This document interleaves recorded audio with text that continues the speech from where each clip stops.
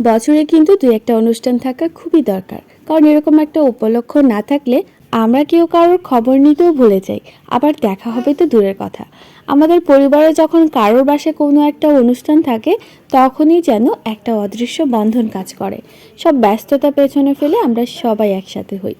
আসলে দিন শেষে সুখটা কোথায়?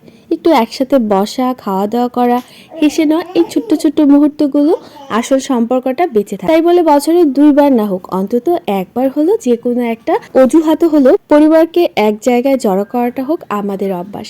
তাহলে সবার সাথে বন্ধন, সম্পর্ক দুটোই থাকবে অনেক বেশি সুন্দর। Hey everyone, welcome back to my another blog. আজকে আমরা চলে যাব আমাদের ফ্যামিলির ছোট্ট একটা প্রোগ্রামে।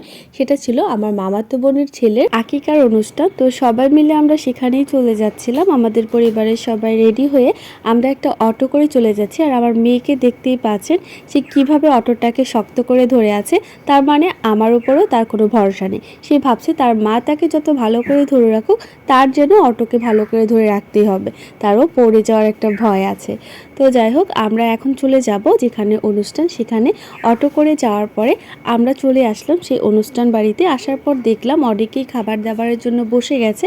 তো ভাবলাম আমরা এই দিকটা কিছুটা ভিডিও করে নিই। আজকের অনুষ্ঠানের খাওয়া দাওয়া ছিল বিরিয়ানি, যেটা আমার খুব পছন্দের। শুধু আমার নয়, এটা আমার ফ্যামিলির সবারই খুব পছন্দের। প্রথম পর্বে খাওয়া দাওয়া শেষ হয়ে গেলে দ্বিতীয় পর্বে আমরা বসে যাই আমার আম্মু, বোন আর খালারা মিলে। এদিকে আমার দুই মামাতো ভাই আমাদেরকে খুব যত্ন করে খাওয়াচ্ছিল। ফ্যামিলি প্রোগ্রামে কিন্তু বোনদের জন্য ভাইদের আপ্যায়নের কোনো কমতি থাকে না। সেদিন প্রোগ্রামও আমাদের জন্য আমার ভাইদের আপ্যায়ন ছিল অনেক বেশি, আর প্লেট ভর্তি করে খাবার দিয়েছিল। সেদিন সবচেয়ে দুঃখজনক ব্যাপার ছিল, এত ভালো মন্দ খাওয়া দাওয়ার পরে এত বেশি গরম পড়েছিল, কিন্তু কারেন্ট ছিল না, যে কারণে আমরা গাছতলায় সবাই মিলে বসেছিলাম।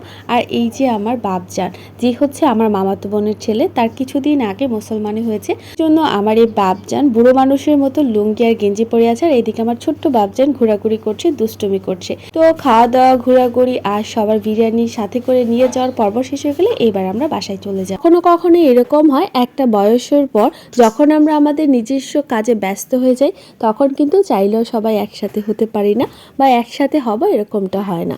কিন্তু ছোটখাটো একটা প্রোগ্রামের মাধ্যমেই কিন্তু আমরা একসাথে হই।